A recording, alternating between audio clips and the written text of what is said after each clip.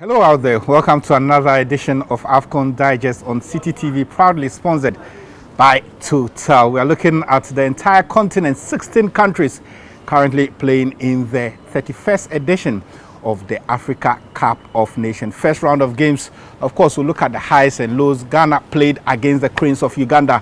What did you make of the performance? All here on Citi TV.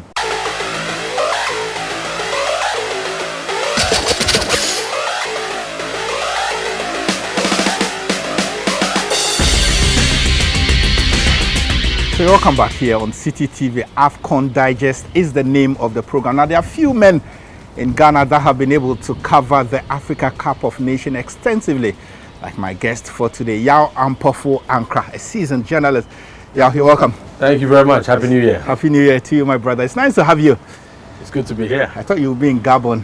Hopefully next week. We'll see about that. Yeah. Interest will be on Ghana, played against the Cranes of Uganda. First game, first impressions, at least we got a win. Yes, a win, hard fought, but in the end I think just deserved. Uganda perhaps would feel they also could have gotten something out of the game. Yeah.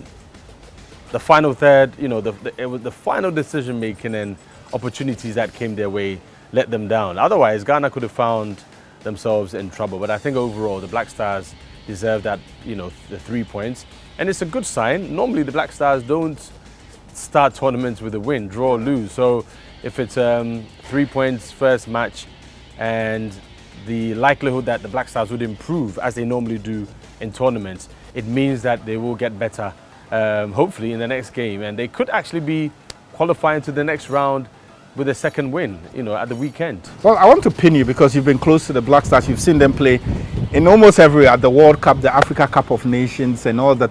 How different was the performance against the Cranes to the ones you've seen previously?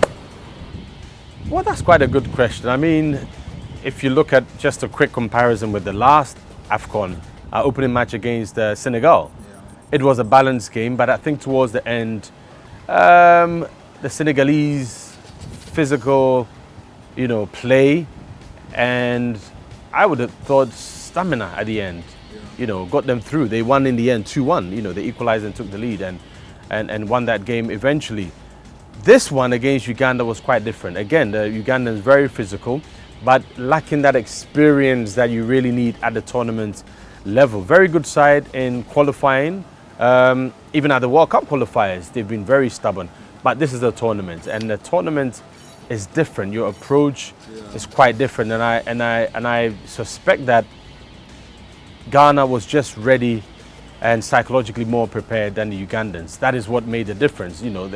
More grittier mentally to hold on for that win. Otherwise, Uganda would have, been able to get a point at least from that game. Okay, you've spoken about the positives, so how it's important to get started with a 3 points. What were some of the weaknesses you saw in the team? Obviously, there were some.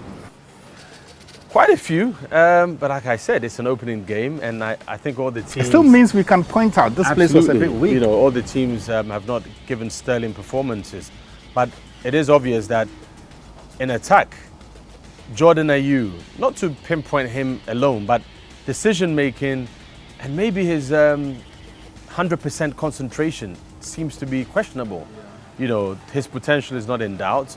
But you would ask yourself, the role he's been given by the coach to play, maybe that is the role assigned to him, to try and draw defenders, to try and maybe hold on to the ball a little bit, to give space to Asamoah Gyan. So I would have thought that with his performance, a lot of Ghanaians not happy with it. He will improve. Let's look at the role he was given. Let's look at the starting lineup. Very strong starting lineup. Experience. Gyan was there. Andre Dede Ayew, Wakaso. You wouldn't say this is an inexperienced side. Jonathan Mensah. These are guys who've been to World Cups, African Cup of Nations, who've won the Under-20 World Cup. So in terms of experience, they had it. Maybe tactically, Avram Grant should have been more, what's the word to use? More emphasis on trying to attack more. It got to a point where you realize the Black Stars were seemingly holding on, passing the ball around, where you would have thought it's better to be going up there and thrusting the ball forward. Final passes, not quite there. It wasn't the sort of authoritative performance by the Black Stars one would have expected. But bearing in mind, they know Uganda very well, having drawn recently, away and lost away and won at home. Drawn at home and lost away in Kampala. So you would have thought that the Black Stars, this is a very, very good victory for them. We'll see about that. Now, I'll pin you one more question on the Black Stars. It has to do we have the full thrust to go through the competition? That's what everybody wants. In 35 years, we haven't been able to win the Cup of Nations. The general feeling is that this is the year we have to bring on the trophy. Did we look like potential champions? It's very difficult to say on the first match. And the general feeling, as you said, emotionally, yes, Ghanaians would be hoping that the Black Stars would go through. But you ask yourself, on the bench, I mean, you look at the Ivory Coast team that won the last AFCON, very solid on the bench, but they were lucky in the end. It was penalties. So sometimes, yes, the personnel on the bench, do we have the experience on the bench that when push comes to shove, if Jan is not, around through injury, if Wakaso is not around through suspension, Baba Rahman looks like he's out of the competition indeed. Do we have players who would fill the void and also have players who would come in off the bench to be able to do the job? You really need a strong bench to be able to win a competition like the AFCON. That is where the question mark is, and most people would say Ghana's bench is not that strong. Okay, so those are some of the first round of matches that we played, but there are some really interesting games coming up, like Ghana taking on Mali. There's another one, Senegal against Zimbabwe. Do we expect a change from what has happened in the first round of matches, Yaw?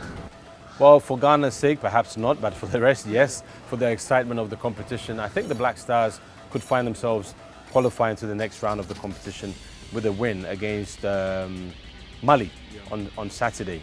A draw would not be a disaster. The pressure would be on Mali. They've only got a point. They need to get the 3 points. They wouldn't want another draw. So I think tactically, Avram Grant will be wise not to go gung-ho and perhaps not be as offensive. He can actually be more defensive and play on a counter and drag the Malians in, who have to win. We don't have to win.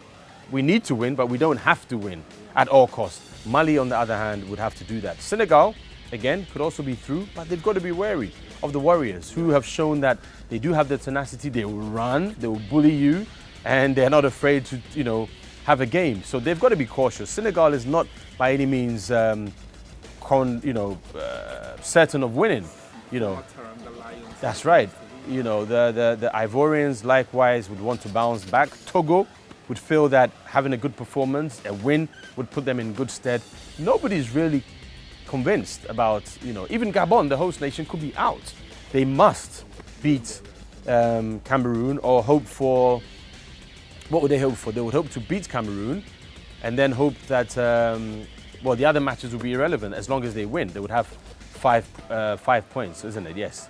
So it's going to be very, very difficult. Well, we are talking about big countries. Let's zoom it down to big boys before we wrap up. So the biggest players on the continent, Riyad Mahrez of Leicester City, Pierre-Emerick Aubameyang, Sadio Mane of Liverpool. So far, which of the big boys? Our own Andre Ayew. All these guys have scored bar Mohamed Salah. But which of them has really stood up for you? The big guys coming from Europe to play in this competition. Well, the big boys, as you said, especially the EPL squad, as you said, Andre Ayew, Sadio Mane, Mahrez, they've stood up. It's one match. Let's give them time. They normally warm into the competition. Coming from the EPL, coming from Europe, you just don't hit the ground running in a competition like the AFCON. Let's see what happens in the second game. But they've all scored, at least. Mane scored, yes. Mane scored. Andre Ayew also scored. Mahrez also was on the score sheet. Aubameyang has scored. So they've not disappointed in that regard. No, he hasn't. They've not disappointed in that regard. But they would have settled. They would have now seen the terrain. Get into the second match. Little or no excuse. Let's expect more from them. They need to stand up. Andre Ayew, for me, stood up on the day for the Black Stars. We'll see how about that. Very grateful to Yaw Ampofo Ankrah. He's also the president of Ghana Beach Soccer. Remember, this program is sponsored by Total. We'll try as much as possible to get Yaw again before the competition comes to an end. And my name is Rahman Osman.